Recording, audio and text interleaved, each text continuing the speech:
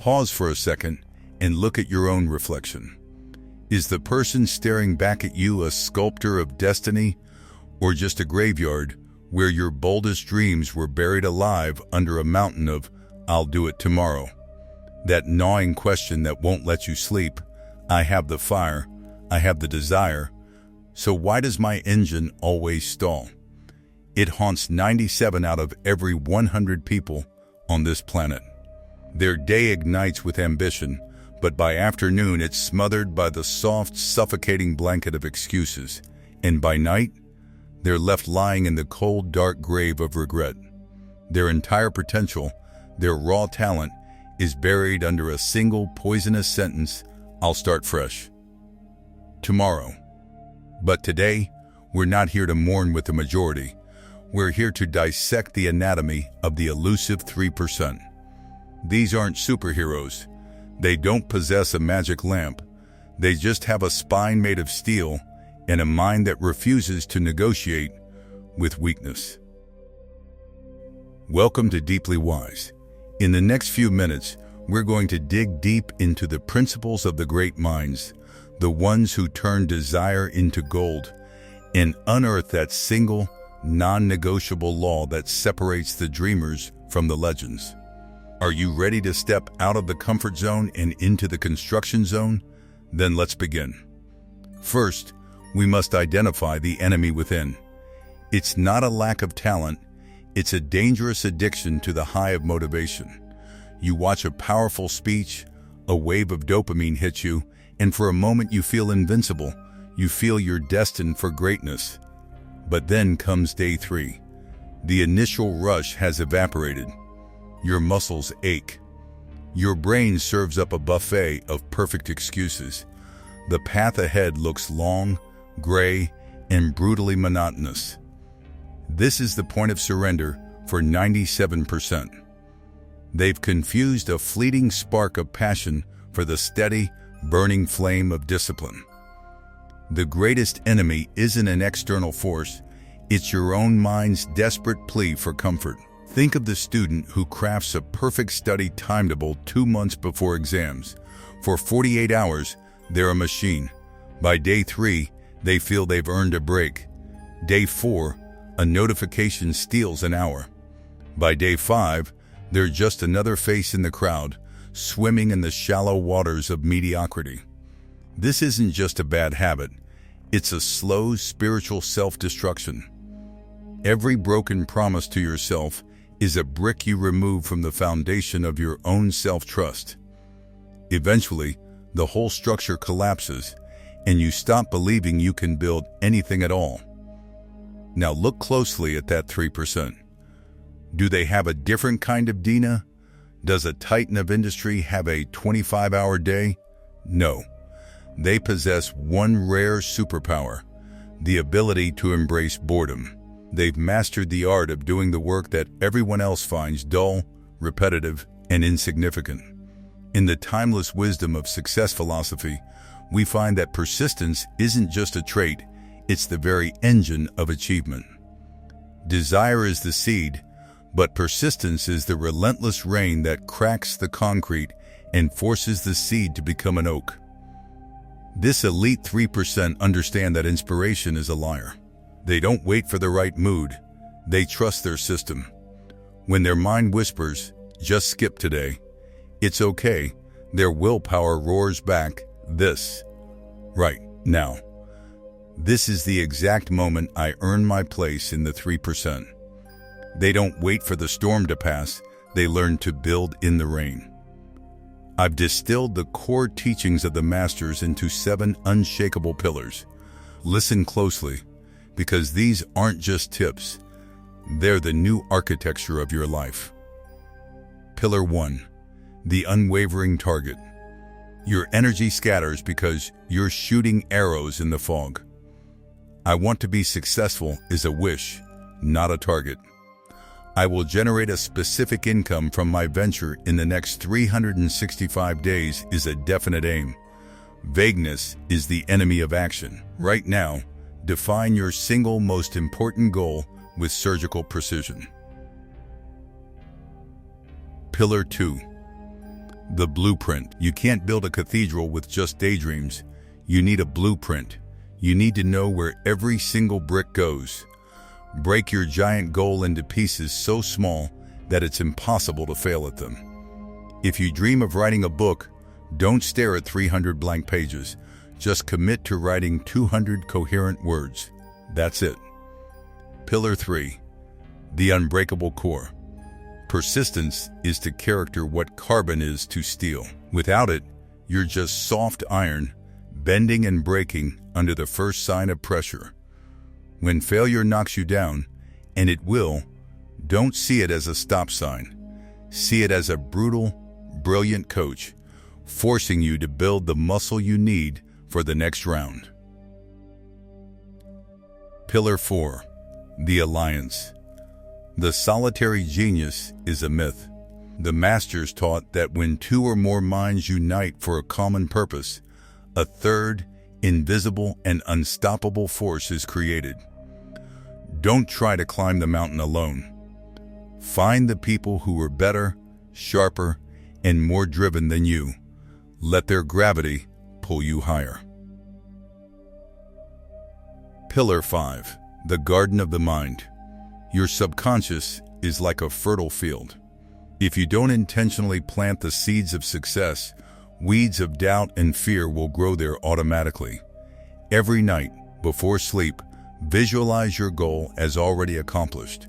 Feel the emotions of that victory. You are programming your internal GPS. Pillar 6. The speed of decisiveness. Observe the successful.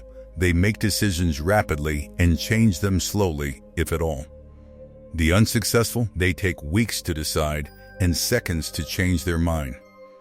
Procrastination isn't just a thief of time, it's the assassin of your destiny. Kill it now. Pillar 7. Motion beats meditation. Overthinking is a form of paralysis. It's the brake pad on your momentum. There's only one cure: physical forward motion. As soon as you take the first step, any step, half the fear vanishes in the rearview mirror. There's an ancient story. In a forgotten village, a simple craftsman declared he would build a temple on the highest, most treacherous peak. A temple so stunning it would make the gods jealous. The villagers laughed. You have no money, no workers, no tools. Your mind is cracked. The craftsman didn't argue. He just made a silent pact with himself. Every single morning before the sun touched the earth, he would walk to the river, hoist one medium-sized stone onto his back, and climb the mountain. Just one stone. A month passed. 30 stones lay scattered on the peak. Foolishness, the villagers chuckled. A year passed. A pile of stones grew, but still no temple. A wasted life, they scoffed. 5 years passed. Then, one morning, the villagers woke to a blinding flash of light. The first ray of sun was reflecting off a magnificent golden spire on the mountaintop. A breathtaking carved temple stood there, solid and eternal. They scrambled up the mountain breathless. How? What magic is this? They begged. The craftsman, his hands torn and scarred, simply opened his palms and said, "No magic, just mathematics. 1 stone a day." That was the contract. This is the truth that must sear itself into your soul. Greatness is never an explosion. It is the accumulated weight of thousands of invisible, consistent strikes. The question isn't if you're ready to build a temple. The question is, are you ready to carry your 1 stone today? My friend, time is not your friend. It is a neutral currency, and you are spending it. Every day you postpone, you're not just losing time, you're chipping away a fragment of your own spirit. 97% of people breathe their last breath with one silent, screaming thought, "I wish I had kept going." This regret is a poison far more bitter than any failure. The weight of discipline is measured in grams. The weight of regret is measured in tons. The choice, right now, is yours. The masters taught that opportunity often wears the mask of pain and defeat. That wall you're hitting, that wave of laziness washing over you, that voice telling you to quit, this isn't a setback. It's the final exam. Pass this test and you graduate into the 3%. This law applies everywhere. In finance, it's the daily drip of savings. Improve by just 1% every day, and by the year's end, you haven't just grown, you've transformed. That's not magic, that's the math of consistency. In health, it's a 10-minute walk. It changes nothing in a day, but over a decade, it's the difference between vitality and decay. In love, it's one kind word, one small gesture of care, practiced daily. Love isn't a grand gesture, it's a small daily practice. In knowledge, it's reading 10 pages a day. In a year, you've absorbed the equivalent of a dozen books. You've rebuilt your brain. This isn't a war with the world. This is a civil war inside your own skull. Your mind is a machine programmed for comfort. It will always try to negotiate a truce. Rest now, it says. You worked hard yesterday. The weather is bad. But your spirit, that spark of the infinite, knows your true potential. It knows you are built for more. You must become the ruler of your mind, not its servant. The master key is this: belief isn't born from thought. Belief is forged in action. Every time you keep a promise to yourself, your mind learns to trust its commander. It's time to move from empty intention to unstoppable action. I present to you the 100-day reshaping, stage 1 days 130, the vow. Dedicate just 10 minutes to your chosen task. No excuses. Rain, hail, or emotional hurricane, those 10 minutes are sacred. Your goal here isn't progress, it's presence. You're just showing up to build the habit. Stage 2 days 3160, the metamorphosis. You are no longer doing the work, you are the work. You don't try to exercise, you say I am a person who moves. You don't try to write, you say I am a writer. Your identity shifts and your actions follow. Stage 3 days 61-100, the avalanche. By now the magic has taken hold. You don't need to push. You are a train at full speed and the tracks are laid. Stopping is harder than going. So, traveler, you are at the fork in the road. One path is wide, smooth, and crowded. It's paved with comfort and lined with the tombstones of forgotten dreams. It leads to the 97%. The other path is narrow, steep, and often lonely. It's covered in sweat and the scars of effort. But at its summit, the clear, crisp air of the 3%. Immortality. The peak of your own potential. Your mind is whispering right now. Let's watch one more video. We'll start Monday. Slap that thought away. Listen to the deeper voice, the voice of your soul. Grab a pen, lay your first stone. Not tomorrow, today. History doesn't remember those who begin. It remembers those who finish. This exact moment will never come again. Tomorrow's sun will rise, but will it shine on the same person or on someone new? Someone reborn?